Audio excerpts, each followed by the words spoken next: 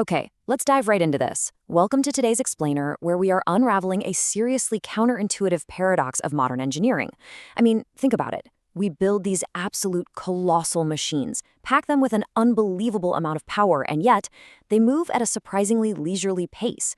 Today, we're talking about the cubic cost of maritime speed and exactly why the largest, most technologically advanced megaships on Earth move about as fast as, well, bicycles. Just picture this stark contrast for a second. On one side, you've got the Ever Ace class container ship. This thing is an absolute behemoth. It's 400 meters long, commands over 80,000 horsepower, and costs north of $150 million to build. Now, flip over to the other side. Imagine a moderately fit person pedaling a bicycle on flat ground. So what do these two radically different subjects have in common? They both tap out at the exact same speed, around 21 to 23 knots, which is roughly 39 to 43 kilometers an hour. It sounds completely absurd, right? The most powerful cargo vessel we've ever built matches the pace of a casual Sunday bike ride. So you really gotta wonder, why? Why on earth can't a ship packing up to 100,000 horsepower go any faster than a bicycle? Right off the bat, let's clear something up. This is absolutely not due to bad engineering, it's not a flaw in the engine design, and it's definitely not just the operators deciding to hold back. It is an unavoidable, hard physical limit embedded deeply in the geometry of displacement halls and the way water behaves. You literally cannot just throw more engine power at this problem to magically fix it. To really wrap our heads around this, we need to talk about what actually happens when a massive solid object plows through a fluid. As it moves, it unavoidably creates waves. Specifically, it makes a bow wave right at the front and a stern wave at the back. And this isn't just some pesky byproduct we can engineer our way out of. It's the absolute laws of physics at play. The wildest part? These two wave systems are totally locked to the ship. They travel at the exact same speed as the vessel itself. And that brings us to a super important concept called Hall speed. There's a basic rule in the physics of surface gravity waves. The longer the wave, the faster it travels. So as the ship accelerates, that bow wave it's pushing gets longer and longer. Eventually, the ship hits this very specific threshold known as hull speed. This is the exact moment where the bow wave has stretched out so much that precisely one single wavelength fits perfectly along the entire waterline of the hull. The front of the ship is sitting on the crest, and the back is dipping into the trough. When you hit hull speed, as naval architects love to point out, the ship is essentially trying to climb up the back of its own bow wave. Try to picture that vividly for a second. You have this gigantic steel container ship weighing tens of thousands of tons, and it is literally trying to drive up a steep, hydrodynamic hill made entirely out of the water it just pushed out of the way. Okay, let's crunch the numbers on this really quickly. Naval architects use a standard formula to find this theoretical hull speed.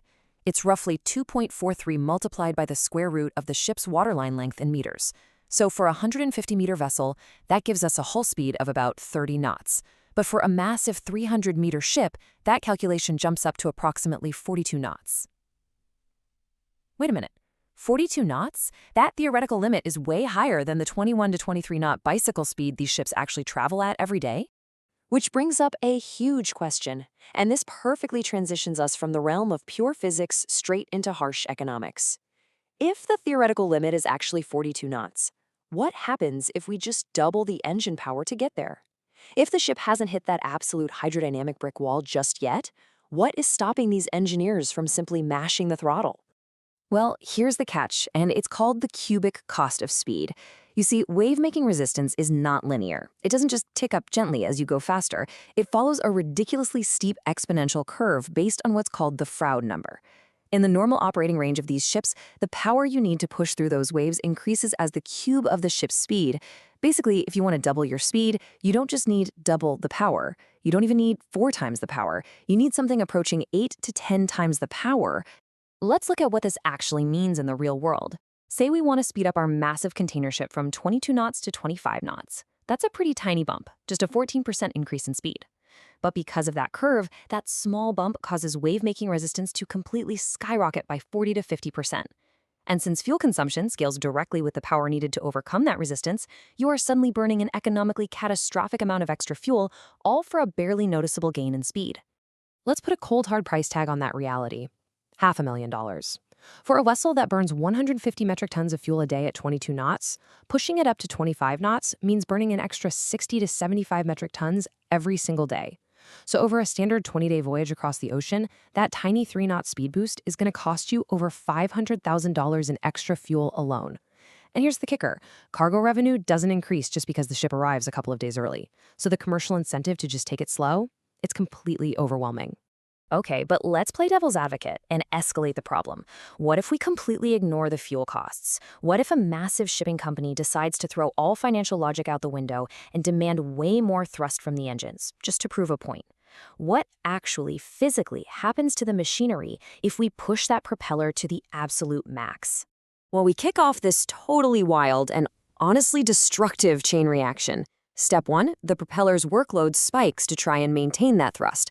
Step 2, as the flow conditions get more and more extreme, the local water pressure on the propeller blades drops so low that it actually falls below the vapor pressure of water itself. Step 3, the water literally boils right there on the blade. And no, not from heat, but from the insanely low pressure, which forms all these vapor bubbles. Finally, step 4.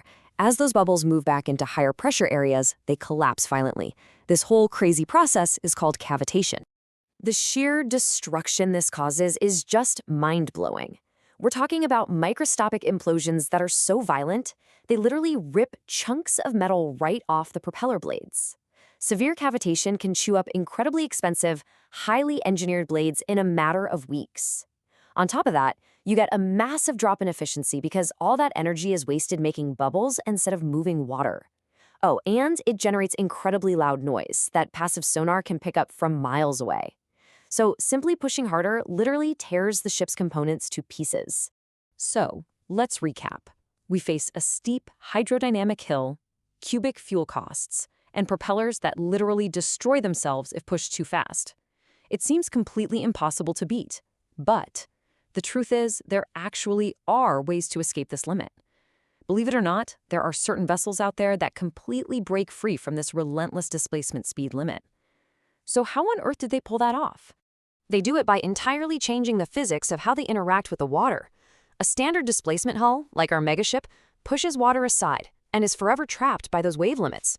But a planing hull, like you'd see on a high-speed patrol boat, works completely differently. When it gets going fast enough, it generates dynamic lift from the water flowing underneath, effectively lifting the bow right up out of the water. It literally skips over the hydrodynamic hill. But to break this rule, you need a massive power-to-weight ratio. Generating enough power to lift a 50,000-ton cargo vessel packed with containers? Yeah, that is completely unachievable. Now you might be thinking, well, what about the military? And you'd be right to ask. The USS Iowa-class battleships were famously designed for 33 knots, and modern nuclear aircraft carriers easily cruise at 30-plus knots. But here's their secret. They don't actually beat the physics of wave resistance. They just completely ignore the economics. A nuclear aircraft carrier has a reactor that pumps out effectively unlimited shaft power at zero fuel costs per kilowatt hour. When you completely remove the cost of fuel from the equation, you can brute force a displacement hull toward its physical limits. But obviously, slapping a nuclear reactor on a commercial cargo ship isn't exactly a viable option. Which brings us right back to our main point, brilliantly summarized in this quote. The ocean has a speed limit for large ships. It is physics combined with economics. So, the next time you see one of these 400-meter Leviathans cruising along at 22 knots, you'll know exactly what's going on. It's not going slowly because the engineers failed. It is traveling at the absolute perfect sweet spot.